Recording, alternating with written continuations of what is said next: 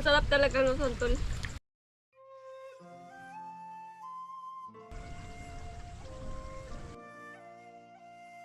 Hello po mga kamanang! Kamusta po? Ayan po, ngayon po ay samahan niyo po uli ako. Tayo po ay magluluto serye dito sa kuko uli ni Kuya Kalayas. At ayan po, may bagong recipe na naman po kayong matututunan. Meron po ako dito, santol. Di ba ho, kadalasan pong ginagawa natin sa santol, iyon sinantulan na pinauulam. Ngayon po, ang gagawin po natin ay minatamis. Ito po ay nalaman ko lang sa mga tito ko at kay Lola. Dahil nga po yung pong nanay ni Lola, si Nono po, mahilig daw po manggawa ng gantong minatamis na santol. Di gusto ko din pong matry kung ano bang lasa nun. Kaya ayun, tayo magluluto ngayon. At syempre ho, ito daw po ay kaya ding tumagal ng kahit i-stack mo hindi siya masisira. Kaya ayan ho, samahan niyo po ako, tayo po ay magluluto ng minatamis na santol. Sa totoo po, ito po ay mahabang proseso. Dahil bago po tayo nakapag-vlog, ito po ay tinanggalan ko na ng balat. Yan, isa-isa po nating tatanggalan ng balat. Tapos, hihiwain po sa gitna at tatanggalin natin yung buto. After po nun, ayan, kung mapapansin nyo, ganun yung kulay niya.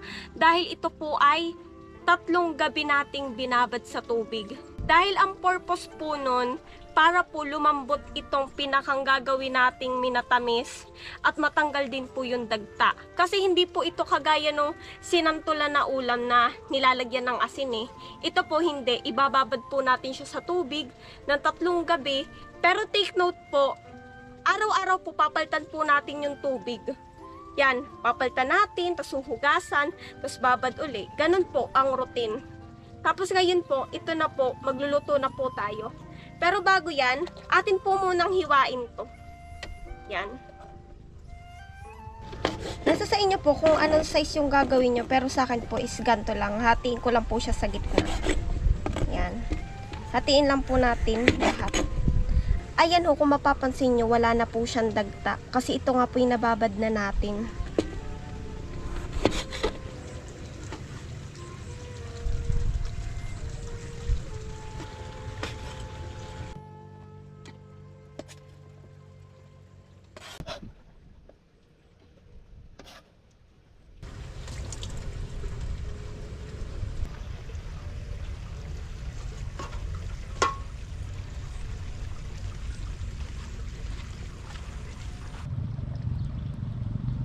Ayan po, ngayon naman po ay tayo magluluto na at ituturo ko na po sa inyo yung proseso.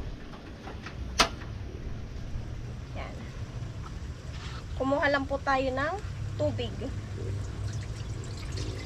Ito po ay huhugasan din po natin uli bago lutuin. Ayan ho, ito naman po yung nahugasan na natin, kaya isa lang na po natin.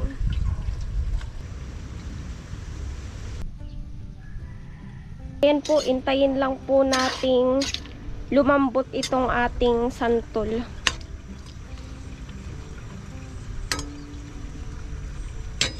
Takpan lang po natin. Check po natin. Ito naman po ay hindi nyo kailangang pakuluin ng matagal kasi nga ho ito'y malambot na dahil naibabad na natin sa tubig. Ayan ho, atin pong lalagyan naman ng asukal. Sa asukal po, depende sa inyo kung gaano po kadami yung ilalagay niyo.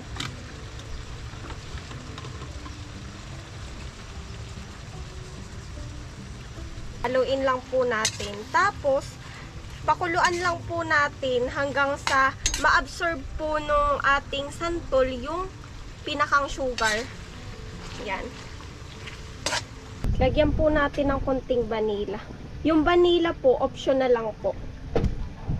Yan, lagay po tayong kaunti lang.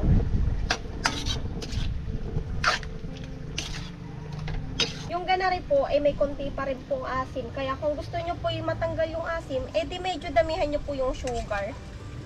Yan.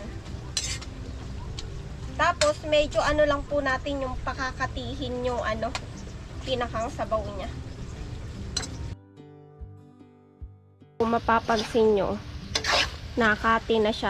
Ito po kung tawagin sa amin ay binagkat.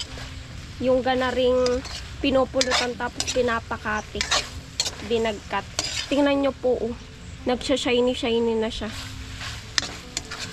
Yan. Okay na po ito. Atin lang pong palamigin.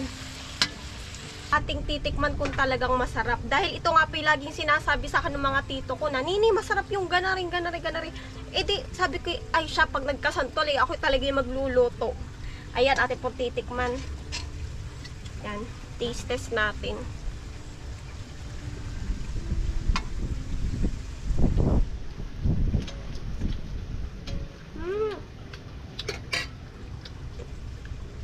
Masarap nga naman po. Ano siya? Di pa ho, yung labas niya matamis, tapos pag kinagat mo siya, dun po lalabas yung asim. Ang sarap niya. Tama-tama po. Buti na lang talaga naisipan ko magluto na rin. Yan, at kung palamigin muna ari. Ngayon naman po ay tayo gagawa ng juice. Ayan, tandaan nyo po itong ating kinuha. Oh, kay Kuya ka best friend na passion fruit. Ari ngayon gagawin po nating juice. Gagawin natin to ng paraan.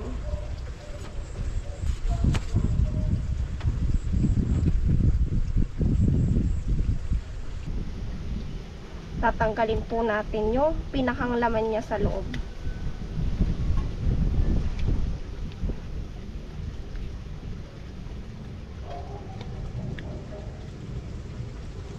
Ayan po, wala na.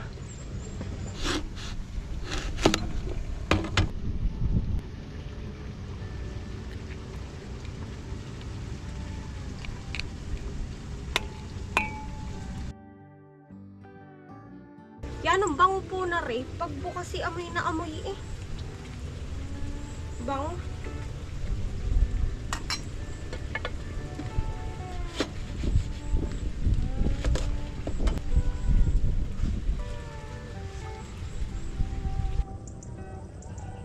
Atin pong ibe-blender. Yan. Lagay po natin na rin. Maglagay din po tayo ng water.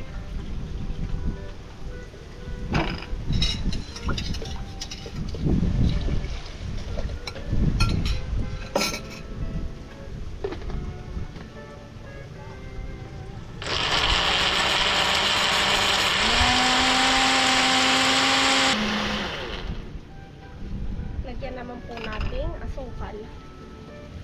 Kasi po ito yung maasim, kaya kailangan po natin lagyan ng asukal.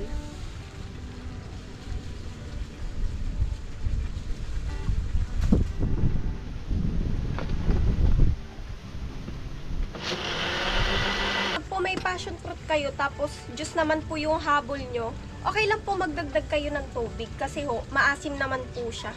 Para po mabalance ba yung lasa. Yung ganun po palang kadaming passion fruit, yun po yung lampas 5. Kaya na po talaga makagawa ng juice kasi ho, malasa po siya. Kapag po inuntian nyo yung lagay ng tubig, maasim. Okay na po ito, atin pong isasalin din eh. Kung makikita nyo po, may mga black siya kasi ito yung buto. Nasa sa inyo po kung tatanggalin nyo yung itim-itim. Pero sa akin po ay, akin po tatanggalin para po mas smooth siya. Sasalain lang po natin.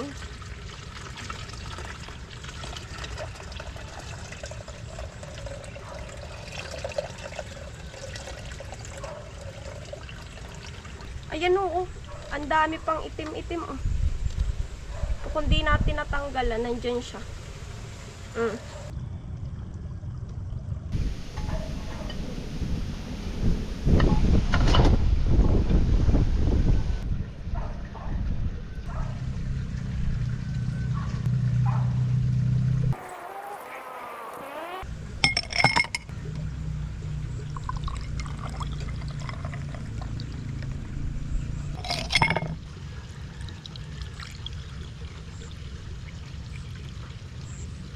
Ayan ho, yung balat po, atin pong i-design dito sa baso. Yan. Yung pong yelo, hindi na din po natin nilagay dito sa pitchel para po hindi po matunaw. Dahil po pag po natunaw dito yung yelo, mawawalan po ng lasa. Kaya, dito na lang po sa baso. Ayan ho, tayo po kakain na din. Iniintay lang natin si Kuya ka best friend.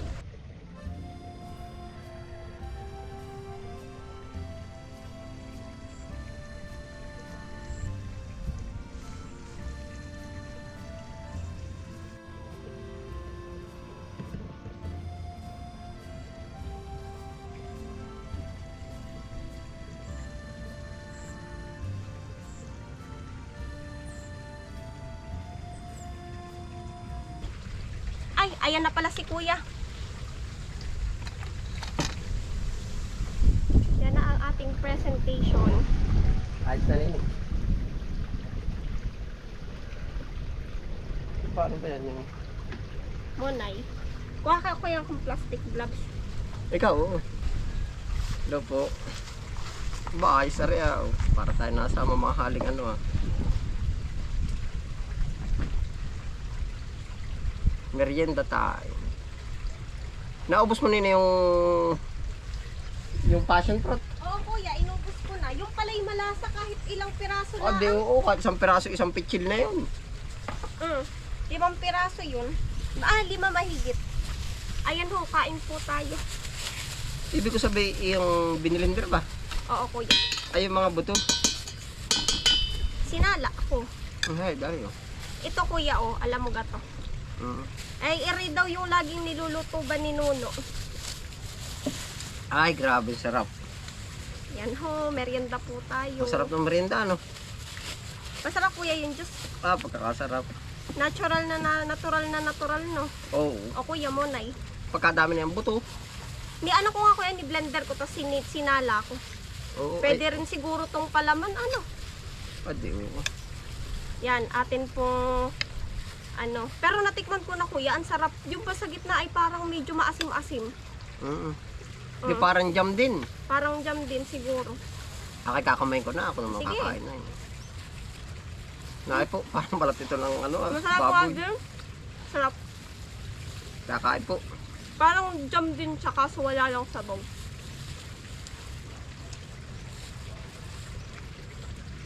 Sarap. Ngayon ako nakatikim na rin.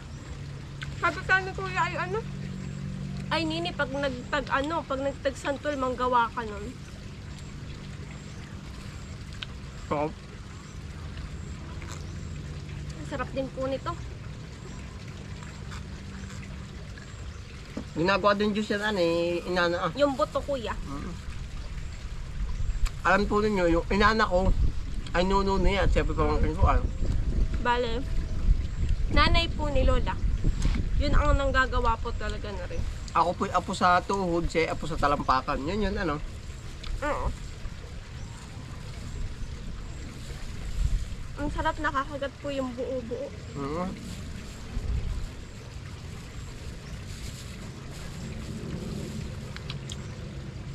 Akala ko dati kuya sa sinamtulan lang ari na pang ulam eh. Masarap nga din pala pag ganar eh.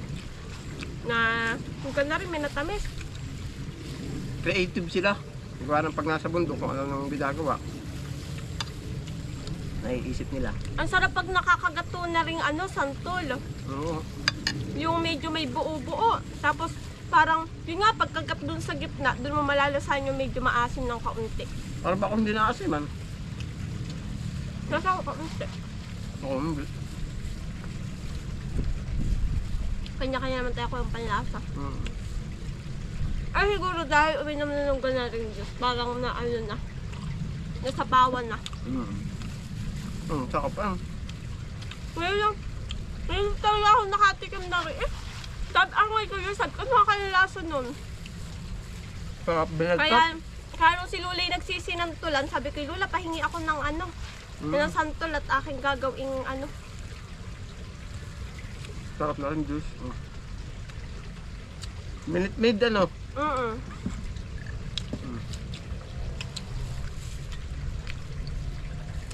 Ito po yung natural Minute Maid. Ano ang lasa mo? Minute Maid ano? Pero ang Minute Maid kuya yung dalandan. Orange ata yun. Parang ito din yun. Minix-mix lang. Panalo po. Ang sarap. Masarap talaga sinantulan. Mauulit ko to pag po may santol uli.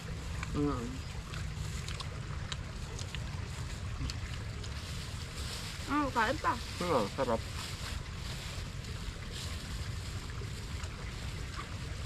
Guava jam nini. Try mo.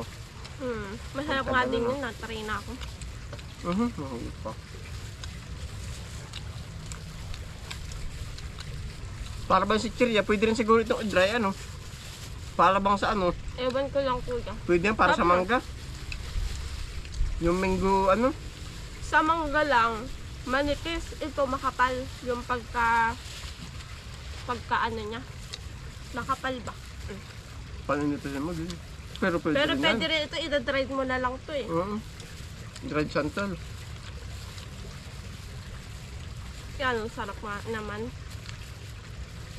Panalo po para sa amin panlasa. Ito po, itry nyo. Pag natikman nyo ay uulitin ninyo. Hindi na masasayang ang santol. Sa amin po ay nagkaroon ng santol. May tubig po din, lagyan mo tubig kahit yung katas.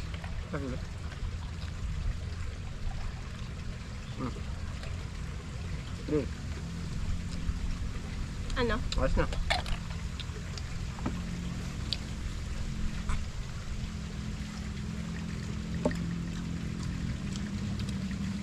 Pwede ito sa mga restaurant ba na ano, yung kumbaga ito yung best ano nila. Hindi yan pwedeng gawin ng pangkarne yung pang-araw-araw na kumbaga ibibinti sa palengke. Kasi madalang eh. Ang sarap talaga ng santol. Yung best seller ba nila ano?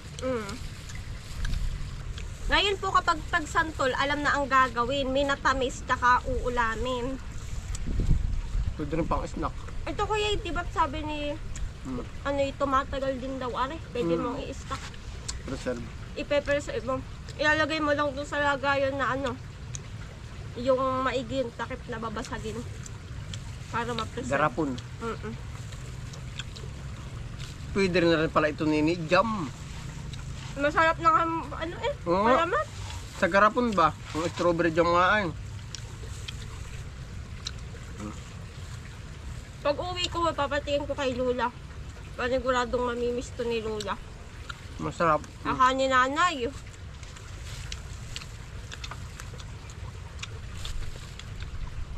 Pwede rin i-market pala yan. Pag yung, di ba ang santol kuya talagang pagkadami-dami mamunga din eh. Ano? Dagsa.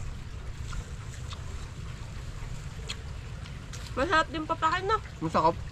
Parang siyang may chewy-chewy ba? Ganun. Nga. Yung pag kinagat mo eh, medyo, basta yung may chewy-chewy ng kaunti.